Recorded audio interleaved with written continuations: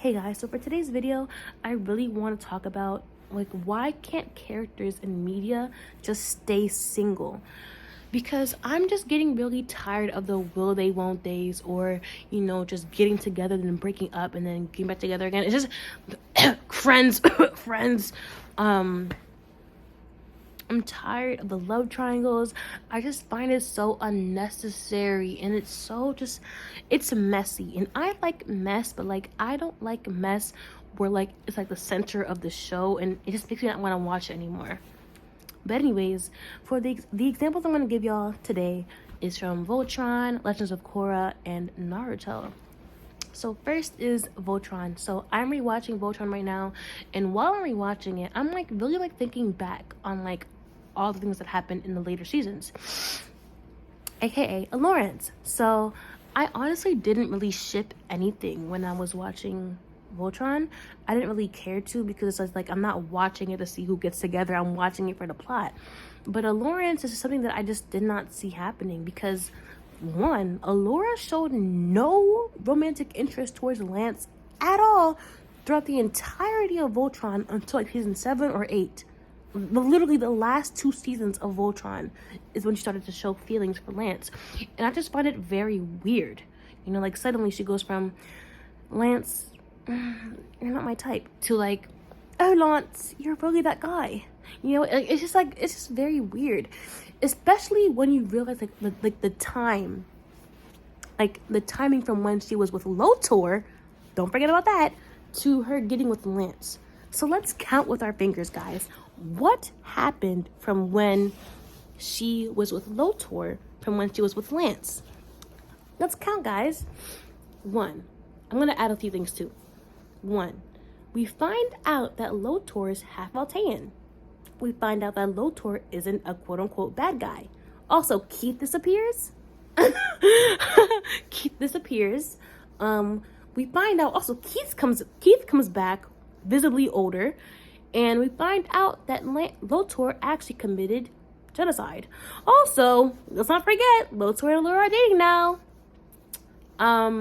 Also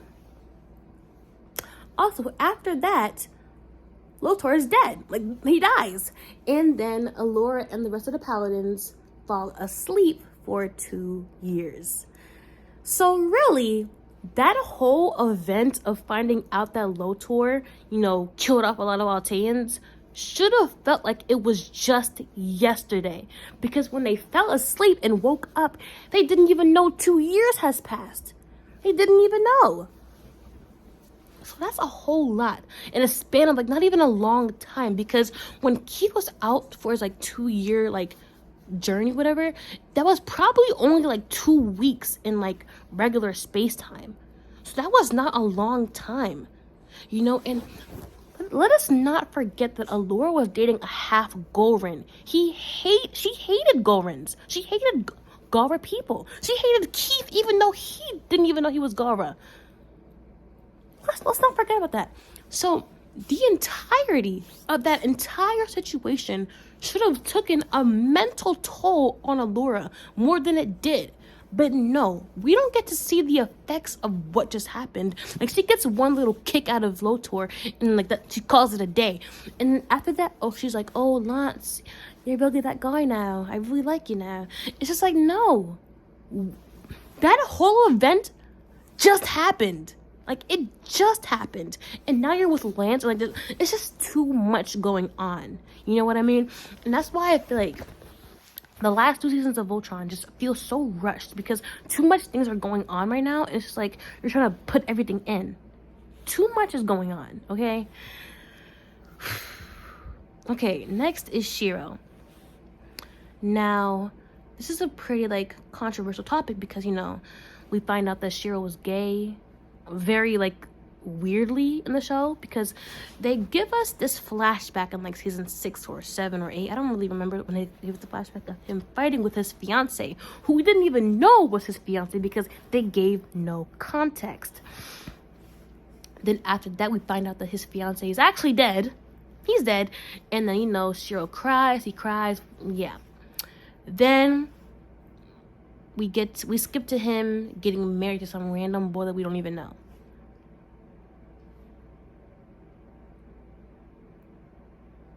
do you guys not see the problem with this? Like, I don't care that it's because he's with a man. I would be mad if this was like literally anybody. Like, I don't care who, like, what it is. I find it odd how you don't even give us like context, or just like like, you give us a random fight. What are they even fighting about? Then you like skip to him being dead. Okay. Then we get a random like wedding. It's just very random. And I don't like, even like, I would have preferred Shiro to be single, because I feel like the writing of his romantic life was just very weird. Like, it was not written well at all. But if they did not go that route, I would have very much preferred them write this more better, because you could have given us more flashbacks. You could have given us more context. Instead of giving us them filler episodes, you could have used those filler episodes with Shiro's backstory, because right now we know about every other character's backstory except for Shiro. We know nothing about him. We know nothing about Shiro, and you just give us this random fiance, random death, random husband. It's just very random. Now, I don't really know if this could be considered, why can't they just stay single? Because, Shiro can move on and have a husband. Like, I don't really care what he does, but I feel like if you're gonna write this, then at least make it decent. At least make it good, or else they're better off being single, because you're just all you really gave us was a few events and then called it a day. It's just very weird. It's very weird to me. And in my personal opinion, I think they just did all that just for their own benefit, because they know that their fandom was praying for a gay ship to become canon. They wanted Clance. They wanted probably Sheath. They wanted any gay thing to become canon. So they're like, oh, you want a gay character? Here's a gay character. And they write it very terribly. I would have just rather him be single and gay. I don't care. It's just how they wrote it. It's how they wrote it. And this goes to the discussion of Kurosami and the Legends of Korra. Now, I do not care about the ship itself. I think it's pretty cute. It's pretty cute. But the way how they went about it in the cartoon was very terrible. And it's not even just Kurosami. It's Mako and Korra, and Asami and Mako. It's just too complicated for no reason. They're all just better off single, okay? Like, when I was watching Mako and Korra go through their, like, little issues, I was just like, why is Korra just not single? Because she's obviously not happy with Mako, because, I'm surprised that I'm like, I barely even see this like opinion, but I think that Korra's a pretty terrible girlfriend. Like, the way how she would treat Mako for just him trying to help her out is just very weird.